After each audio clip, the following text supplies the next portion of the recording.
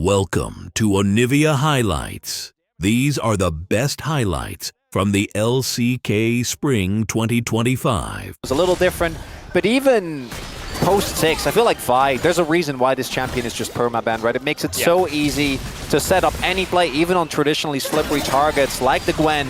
Oh dear. As to the skies, Flash has to be used this time around as Doran was out of dashes. Stops the back as well. Oh, Peanut going to be grabbing this scuttle. It is a trade of the two of those between these junglers. Oh my goodness, Chomp connects and Faker! He has to flash! Otherwise that true damage would have killed him. For a bit of an angle here, starts it with a Pop Blossom instead of those Tangle Barbs. It seems like Peanut is going to head over there. Is on vision though, as Doran. Oh dear, Doran goes into the circle. Shock Blast goes wide though, as now Doran looking to try and put on the pressure.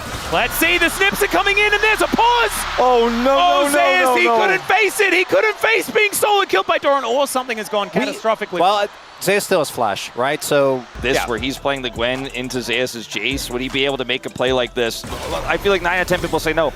Oh, there's the flash. There it is, yeah. So the one auto and then the flash does actually come in as the chains are going to connect here from Faker. Finding a really good trade with the Kingslayer. Feeling like he can just... Oh dear. Yeah, they thought he backed because he was on the ward. Well, he can see Peanut, but he couldn't see the health bar. As we I can think see there, as Peanut, gets a suspicion of it.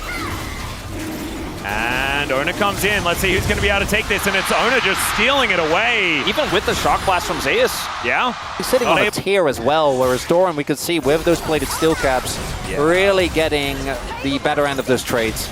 A lot of value out of that one. Gold incredibly even, as we can see, is now Zeka moving forward. Peanut's here though. He's even got cease and desist. It's going to be used by Faker as he hijacks it away. And there it is, returned in kind. And Zeka will finally claim the first blood. It's a frustrating matchup to play as the Silas. I think the Cyclone has to be game-changing if this is going to be a fight they can win down these critical items. That was so many Wukongs that Peanut just had to watch. The army of monkeys heading towards the Vi. As, all right, cease and desist comes out. Peanut just starting this fight as he flashes away. Pop Blossom to stop any sort of follow-up, as now Peanut is just alone in the enemy jungle. Bullet time comes through. It does get a bit of damage down, but it's not going to kill anyone. And now Faker, with that Spirit Rush available, looking to try and close in on the rest of HLE. What was that, Peanut?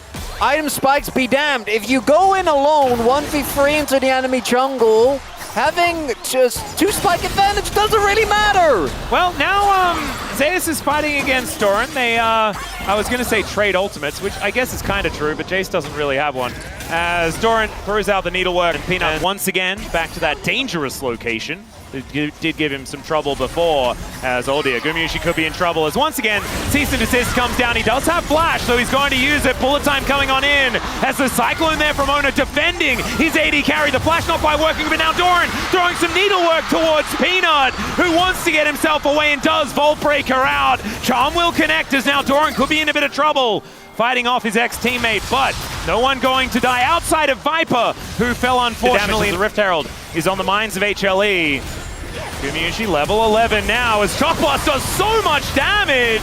And look at this, they're just in the blender. This time Delight making something happen as Doran gets into the backside. Ona has found Peanut once again. And now the bullet time's gonna need to save them. Gwen is immune, ladies and gentlemen. That's allowing Doran to survive. But the Rift Herald's still up, and T1 are gonna take even more this game. And there could be an opportunity, but we need to see a more synced up Hanwha live if they want to win this, as there comes Doran in again. Yeah, teleports coming through from everyone. Zeka going to make his way over. Let's see whether this soul point can be denied. Hex Gates coming on in as Zeka finding so much damage. There's the steal. It's Zeus that takes it down, and the Pop Blossom doesn't do nearly enough. They're in the pit. They do lose 2. They have 3 left, still alive. Shattering Strike not doing too much as Doran and Goom are able to take down the Rel. And now it's even footing. Faker trying to find it. The dash cannon getting him into this fight is now Viper in trouble. The Chains land! And they try and keep him alive, but it does not work. Zeus trying to push them away. And him and Zek, I don't think it's going to be enough. Completely off guard, kind of continuing his struggle. And then here, Viper, I don't think needed to flash the initial needles that came through. Oh god, the chain's gonna have to be flashed here by Zeus, as Faker doing so much work, and Ona is there with the follow-up. Hands the golden assist, and they're gonna look for a top lane. You know, it's It's not necessarily going to be, okay, Faker, if he wants to auto that turret, he might not be getting out alive, but either way, re-engage and ruin your whole setup so easily and give T1 those opportunities. You know, the Nico obviously very strong in this draft, great with Kalista, powerful in lane, but so strong when you can also then help you as far as maneuverability is concerned, even with the ability to strut your stuff. The cleanse isn't going to be enough, and the flash isn't going to be enough. You need your team to be there. You need your team, you need the setup, and you need to be the team that's getting the first kill. Well, they're going to look for it here as Delight going to be able to use that blast cone, but he's down incredibly low and will get taken down. Possible overextension though, as the Orb of Deception does a lot of work, as Faker dashing around the battlefield with his hijacked Spirit Rush. Now Pop Blossom is going to find only one, but it says that is a great target as now Zeka looking for the jump. The bullet time doing massive damage, but Doran now looking to get on top of Viper, who is completely alone and will get eviscerated. The wallet's so heavy here for T1 and they just take HLE out of the fight. It was the fake out from Carrier, the double fake out. It looked like it was just a clone coming towards them, but it was him. It was him. Zeus tries to react. But the biggest part of this is Delight dies, right? If you have that Magnet Storm, so many of these things go better for you. Maybe not the bullet time, because I think Viper couldn't have gotten any more value than he did in that one. But there wasn't any follow-up. They were so split. And so Doran just runs at Viper, the misfortunate immobile, and now Zeka clashing with Faker. Yeah, Chain's not going to connect here as Delight will come in, but so will Carrier. Magnet Storm picked up by Faker here, taking a fair bit of damage, but they've taken the soul point. They've gotten exactly what they want. And Faker is able to keep himself alive. 5,000 gold now. That could have been playable, but T1, as they often do, when they get in this position where the game is just messy, there's fights happening everywhere. And I gotta say, if you're Ahri and you're playing into double clone and a Shroud, that's annoying. Yeah. That's not fun. Look at this guy, just sending Merc Wolves into the enemy jungle. Kind of love this from Carrier. Very cool stuff. As all right, Doran gonna get jumped on here by Zeus, but he doesn't look too worried about it. They do get into the circle as Doran just blasts his way out of there.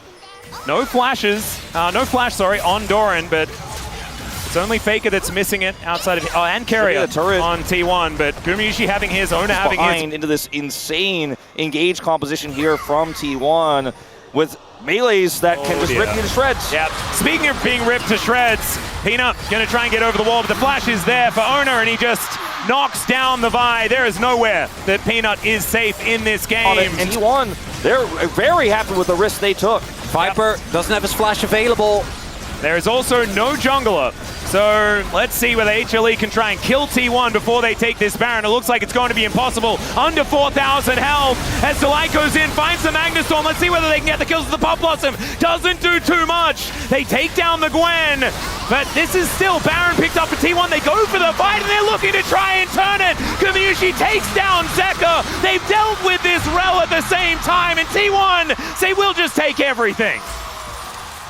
Well, there you go. That's probably the game-winning play. They already had such a massive lead. We didn't expect Hanwha was going to be able to win that fight as Carrier potentially punished here. We're getting trolled by the observers. Owner going to check it out. Oh, dear. No, I think it might be Peanut getting punished here just a little bit. Slowed down by the Rend.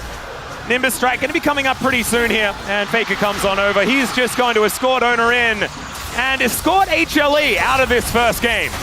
And we can talk about the drafts. But for me, it's just the form of Hanwha life. They look desynced. They don't really seem like... Now he's not alive here for what is going to finally be Hextech Soul here for T1. And this game could not be more over. It could not. So that is going to be the soul picked up here for T1. They're going to be able to push in this bottom lane. They've already taken the mid lane inhibitor. And Zeus, he's looking for a bit of bounty gold. And I assume T1 are okay with him taking it, because it's not going to save his Nexus. We had 2 T1 predictors, and on our global side, we had several 3-0 Hanwha predictors. Hanwha Life came in as the massive favorites, but T1 having the momentum carried on from yesterday into this first game for sure. I think a lot of people are rethinking expectations after this one. Yeah, me included, feeling a little bit silly for some of my opening statements here, because it did feel like HLE were the better team before, based on our assessment. But momentum is so powerful, and T1 in this stadium, man, just feels like they are unlocked an extra level. And Faker now picking up a Magnet Storm for himself. That is going to be 2 inhibitors. This is, of course, feeling like a little bit of ceremony, because this game is all but over. That is going to be a bit of an engage onto Doran, but he does go into the mist and now looks to fight 4 people. Going golden here. Those big old scissors doing some work. There is the Magnustorm finally. The bullet time coming in, but the wallets are so big. The pop loss are massive as well, and T1 just slaughter them in their own house, and they'll destroy it at the same time. T1 1-0 in the series.